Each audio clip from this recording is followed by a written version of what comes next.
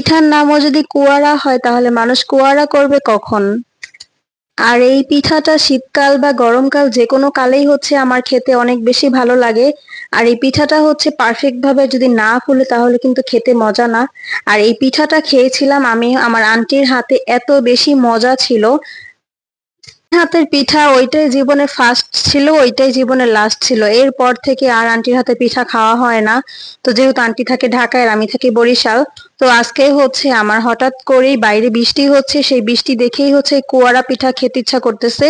ঢাকায় যেহেতু এই পিঠার নাম তেলের পিঠা, তো এদিকে হচ্ছে পিঠা বানানোর জন্য আমি চালগুলোকে পাটায় বেটে নিয়েছি, এরপর নারকেল কুড়ানো, মিঠা সবকিছু দিয়ে লবণ দেওয়ার পরে এই যে প্রায় আধা ঘন্টার মতো রেস্টে রেখে দিয়েছিলাম যাতে চালটা ফুলে যায়। তো এদিকে হচ্ছে আমি গরম তেলের মধ্যে হচ্ছে পিঠাগুলো দিয়ে দিলাম। তো আন্টির মতো যদিও পারফেক্ট হয়নি, কিন্তু খেতে আলহামদুলিল্লাহ যেমনটা চেয়েছি সেমনটাই হয়েছিল। প্রথমবার যেহেতু বানাবো এজন্য আমি অল্প কয়েকটা পিঠা বানিয়েছিলাম, এইখানে আমি 10টা পিঠা বানিয়েছিলাম। আর এটা এত বেশি মজা হয়েছে যে ভাগে পেয়েছি 2টা।